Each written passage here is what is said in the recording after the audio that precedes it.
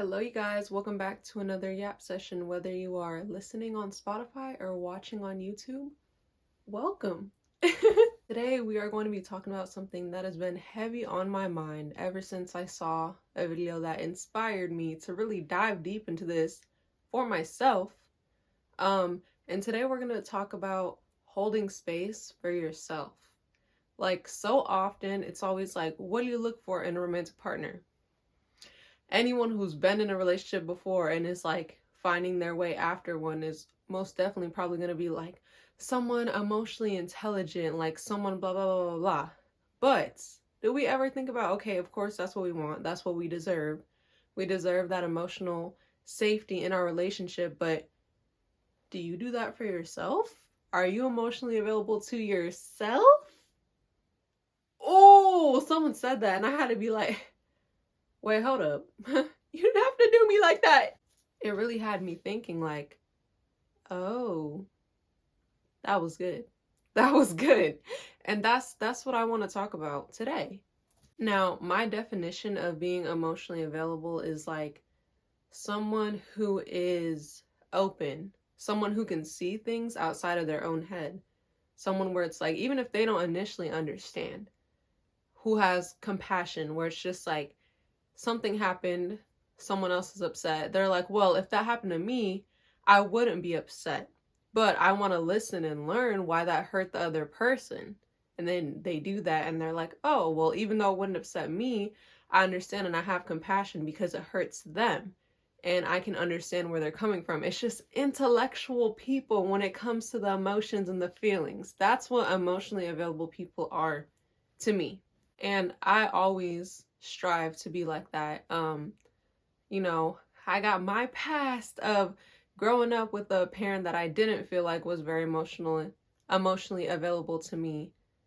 And I've always thought about how I feel like I used to follow in their footsteps. Like I used to be so stuck in my ways and like my way of thinking and not be able to like branch out and be as emotionally available as I can to people. And that's one of the things I hold very dearly to me that I always try to provide others with, because you treat other people how you want to be treated. And that's how I want to be treated. Like, let's say if a kid is like crying, just absolutely upset because like their favorite toy or something was ruined. And, if you're the parent and you're like, oh, like, baby, it's just fine. We can just go get another one. And like the kid might still be upset. Like I've seen parents in that situation just be like, oh, like my kid's so dramatic, like blah, blah, I'll just get them a new one. Why won't that make them feel better?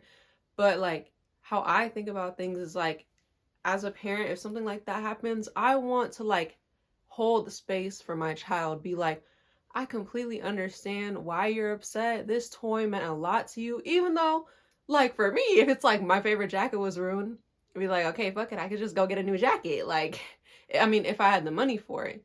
But, like, I never want to be one of those people who's like, it's not a big deal. Because just because it's not a big deal to me doesn't mean it's not a big deal to someone else. And I just always want to have compassion for it. I could see when kids get like that, like in that specific situation, they're upset because that specific toy meant something to them. They have some kind of connection, whatever. That's why it's upsetting. That's why it's not just so easy to go buy a new one. And I would want to just like validate my kids' feelings and hopefully make them feel better rather than rush or be like, it's not a big deal. Kids are just kids. To me, that is like emotionally available people and the type of parent I want to be. And like I said, I had to mention that because I feel like it's a little bit out of my inner child wound that wants to be that type of parent. And I can confidently say that I'm not perfect, but I always try to be that for other people, for my friends, for whatever partner I have at the time, for my dog. Like I always try to be like, just look at it from their perspective and try to understand, I feel like emotional availability is like not trying to rush through the process, like trying to genuinely understand. And so, what this video is all about, when we tap back into do you hold space for yourself? Are you emotionally available to yourself? When I heard someone say that, I said, I had to ponder. And I shouldn't have to ponder. Now, it varies on the day, like, depends on the day, depends on the situation. But the hardest thing, with the hardest thing I've ever had to heal from, I remember when I started having the flashbacks, the panic attacks, all that.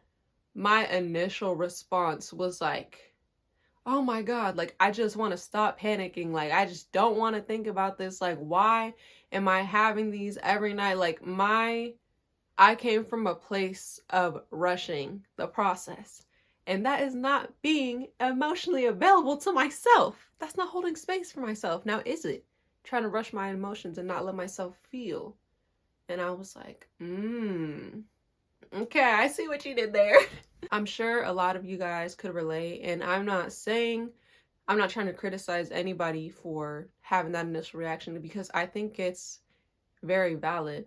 We live in this society that is so like fast paced, get over it, move on, get over it, get up, like, and so I think it's pretty normal to think like, oh my God, I just want to get through this. Like, I want to get to the part where it's done. I think that's so valid to feel that way.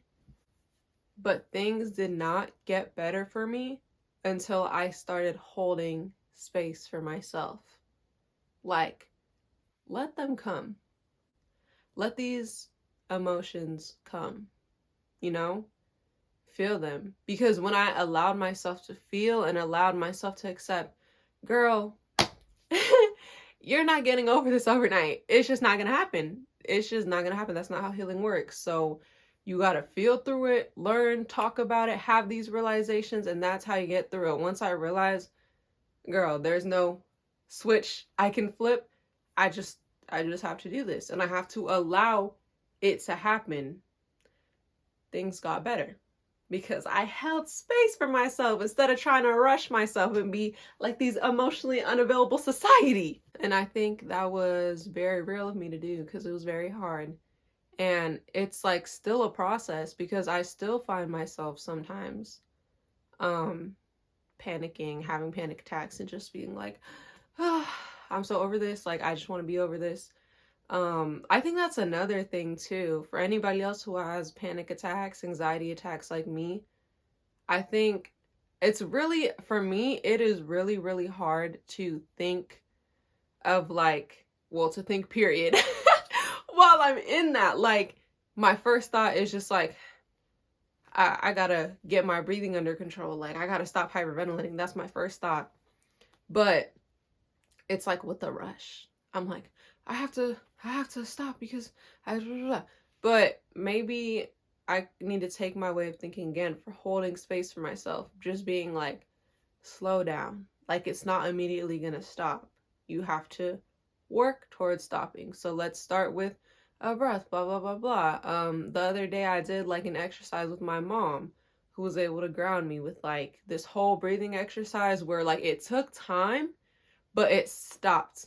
Like, it stopped my panic completely. Before, I was panicking, calming down again. When I took time and I did a process of breathing methods, it stopped completely for the whole night. And I was like, oh. And I feel like that really just proves that slowing down and accepting the process, giving yourself that grace, giving yourself that space, bars, really is the solution. But I'm also aware that it is not easy.